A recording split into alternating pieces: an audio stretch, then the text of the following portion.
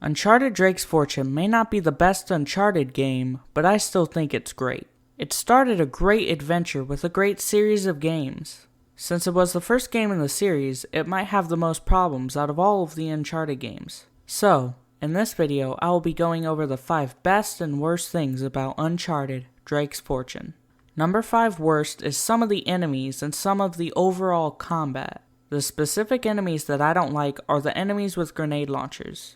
It's hard to take cover from these enemies, especially when you have a bunch of other people trying to kill you, and when you're trying to take out everyone else, you just get hit by a grenade launcher and die. The sniper enemies also kinda suck, but they aren't as bad. What also is kind of annoying is when you are behind cover and a grenade lands right next to you and you have to leave cover to get away from it, but I'm fine with that being in the game because the game can't be too easy. Also, sometimes there isn't enough ammo to take out everyone, and when I run out, I have to leave cover to find more ammo and get killed. The overall combat in the first game isn't that great, but it gets improved in the later games. Number 5 best is the supernatural element, which are the descendant enemies. Each of the first 3 Uncharted games has some sort of supernatural element, but I really like it in this game, and I think it is the best in this game. When they first appear, it changes the feel of the game, makes it creepier, and makes it have more of a horror feel. And I don't think the Descendants are that hard to kill, unlike the Guardians in the next game. There are hints about them throughout the whole game, but you don't really think too much about it, so it's surprising and unexpected when they appear. Number 4 worst are some of the camera angles and parts of the climbing. Sometimes when you are climbing, there are some weird camera angles, and it sometimes makes it harder to see where to go. This can make some of the climbing sections harder than they need to be. Sometimes when climbing you can't tell where to go or if you can make a certain jump, and if you think you can make a jump and can't, you just fall to your death. Overall, I think the climbing really gets improved on in the next games, which is usually the case for most things. Number 4 best are the bonuses, which include the treasures, concept art, skins, and stuff like that. I've only played the remastered version, so I'm not sure if the concept art or some of that stuff was in the original.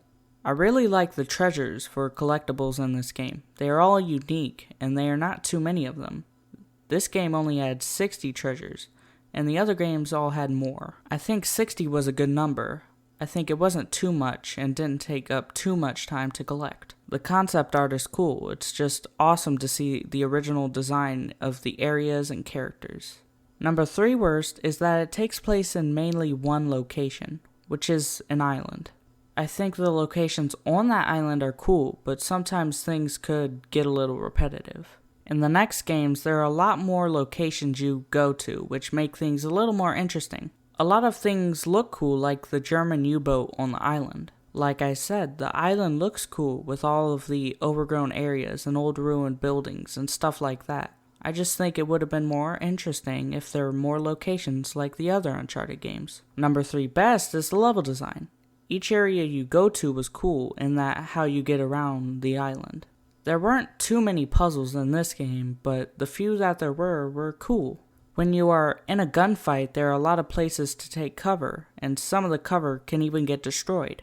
Some things were a little repetitive, like a lot of the gunfights, but I still like how some of it works. Just everywhere you go looks good and how you get to each place. Number 2 worst is the screen time that the villains have. The main villains are Gabriel Roman and Atak Navarro. They only appear in a few scenes throughout the game, and they should have appeared more. You end up not really caring for the villains because you don't see them much. In the beginning you think the main villain is Gabriel Roman, but by the end you find out that it is actually Navarro. You don't really see this twist coming because neither of those villains got enough time to develop more. Eddie Raja is also a villain, and even though he isn't one of the main 2 villains, he is more likable and fun. Number 2 best are the characters.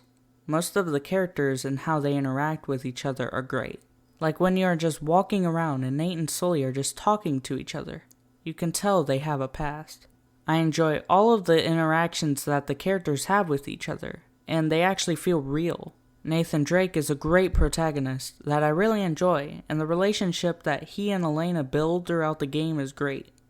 Sully is always enjoyable to watch, and he is probably my favorite character. Number 1 worst are the jet ski sections.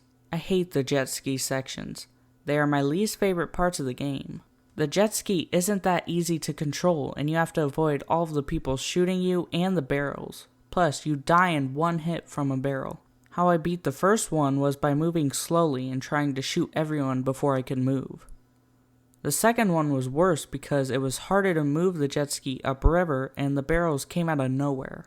Plus, in the first one, you have a grenade launcher as a weapon, but on the second one, you only have a pistol. So, both of these jet ski sections just suck overall. And number one best is the story. I think the story of Nathan Drake trying to find El Dorado is cool. Like I said, I like the supernatural element and what El Dorado actually was. There was a nice moment when Nate finds Francis Drake's body. The beginning is good, and I like the way it sets up the whole game. And also, like I said, the villains could have had more involvement throughout the whole game, but I still kind of like them. I just think this is a nice simple story that's a good start for the series. So that was my 5 best and worst things about Uncharted Drake's Fortune. A lot of things get improved on in the later games, but this started it all. The whole story of the whole series is great and enjoyable, most of the time. So, if you enjoyed this video, you could like and subscribe and check out my other videos. See you next time, goodbye.